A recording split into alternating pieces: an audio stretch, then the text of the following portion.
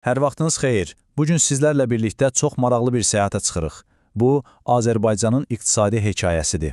Təsəvvür edin, bir zamanlar sadəcə tarlalardan ibarət olan bir ölkə bugün necə oldu ki, nəhəng enerji boru kəmərləri ilə tanındı.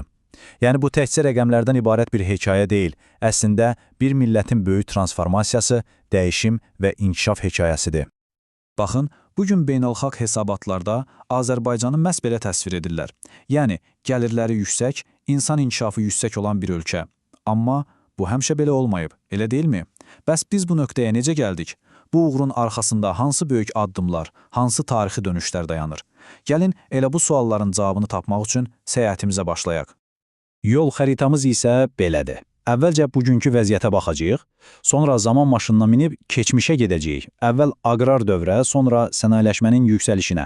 Daha sonra müasir dövrə, yəni qlobal dünyaya inteqrasiyaya nəzər salıb, sonda da gələcəyə baxışla yekunlaşdıracağıq. Təbii ki, bu inkişaf bir gecədə baş verməyib. Azərbaycan iqtisadiyyatı əslində bir-birindən çox fərqlənən, hər birinin özünə məxsus hekayəsi olan 4 fərqli mərhələdən keçib. Və məhz bu mərhələlər onu bugünkü vəziyyətinə gətirib çıxarıb.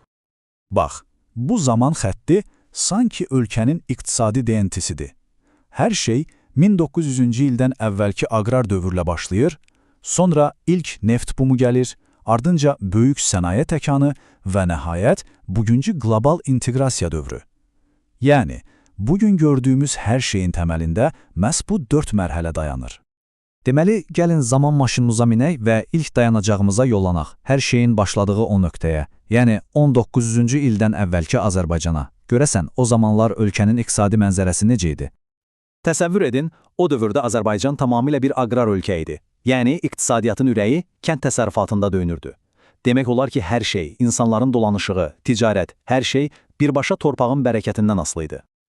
Amma bir dəqiqə dayanın. Elə düşünməyin ki, o vaxtlar hər şey ancaq daxili bazar üçün idi. Xeyr, Azərbaycan elə o dövrlərdə belə dünyaya çıxırdı. Nə ilə? Əlbəttə ki, nefti, yunu, ipəyi və təbii ki, dünyaca məşhur xalçaları, hətta kürüsü ilə. Yəni, ixracat o zamanlar da var idi. Və indi dəldiş ikinci, bəlkə də ən həlledici mərhələyə. Söhbət ölkənin iqtisadi taleyini kökündən dəyişən bir prosesdən gedir. Sənayeləşmənin yüksəlişi və neftin böyük səhnəyə çıxmasından. Bax, bu müqayisə əslində hər şeyi göstərir. Bu, sözün əsli mənasında bir iqtisadi inqilab idi. Bir tərəfdə əkin-biçinlə məşğul olan aqrar bir ölkə, digər tərəfdə isə neft hasilatında dünyaya liderlik edən, artıq öz sənaye məhsullarını ixrac edən bir güc. Məhz bu, Azərbaycanın aqrar ölkədən aqrar sənaye ölkəsinə çevrilməsinin hekayəsidir. Gəldik 3-cü mərhələyə. Artıq iqtisadiyyat daha da rəngarəngləşir. Yəni, söhbət təkcə neftdən getmir.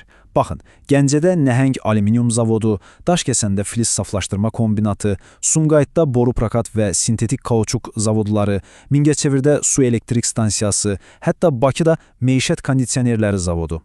Bütün bunlar o demək idi ki, ölkənin sənaye gücü tamamilə yeni bir səviyyəyə qalxır.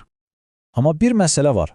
Bütün bu nəhəng mürəkkəb zavodları kim işlədəcəkdi? Təkcə texnika, dəmir-dümürlə iş bitmir axı. Əsas kapital insandır. Və məhz bu artan ehtiyac ölkədə ixtisaslı təhsilə, yeni kadrların hazırlanmasına çox güclü bir təkan verdi. Və beləliklə, gəlib çatdıq 4-cü, yəni müasir dövrə. Bəlkə də ən dinamik, ən həlledici mərhələyə. Bu, Azərbaycanın qapılarını bütün dünyaya taybatay açdığı və qlobal iqtisadiyyatın ayrılmaz bir hissəsinə çevrildiyi dövrdür. Və bu yeni eranın başlanğıcında məhz bu sözlər dayanır. Əsrin müqaviləsi iqtisadiyyatda dönüş yaratdı. Həqiqətən də 20 sentyabr 1994-cü ildə atılan o imza sadəcə bir kağız parçası üzərindəki mürəkkəb deyildi. O, Azərbaycanın bütün iqtisadi gələcəyini yenidən şəkilləndirən bir manifest idi. Və miqyası təsəvvür etmək üçün baxın. 20 fərqli ölkənin nəhəng neft şirkətləri bu müqavilədə iştirak etdi. Bu nə demək idi? Bu, Azəri, Çıraq, Günəşli kimi zəngin yataqların işlənməsi üçün ölkəyə milyardlarla dollarlıq xarici investisiyanın axması demək idi. İnanılmaz bir rəqəm. Bax, bu böyük investisiyalar da öz bəhrəsini verdi. Nəticədə nə yarandı? Bakı-Tbilisi-Ceyhan neft kəməri, Bakı-Ərzurum qaz kəməri, Bakı-Tbilisi-Qars dəmir yolu və əlbəttə TANAP kimi nəhəng beynəlxalq layihələr. Bunlar sadəcə boru kəmərləri, dəmir yolları deyil. Bunlar obrazlı desək, Azərbaycanın sərvətlərini dünyaya daşıyan polad damarları idi. İndi isə gələk ən maraqlı məqama. Bu nəhəng layihələrdən gələn pullar hara getdi? Onlar sadəcə neft sektorunda qalmadı. Əksinə, bir domino effekti yaratdı. Baxın necə? Bu beynəlxalq layihələr yeni gəlirlər gətirdi. Bu gəlirlər ölkədə iqtisadi islahatlar aparmağa imkan verdi.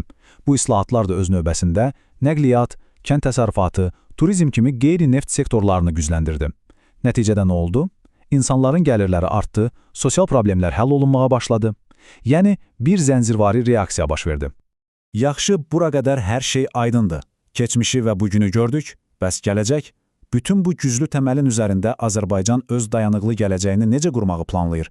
Gəlin indi də ölkənin strateji məqsədlərinə, yəni gələcəyə baxışına nəzər salaq. Bu planın rəsmi adı strateji yol xəritələridir. Bəs bu nə deməkdir?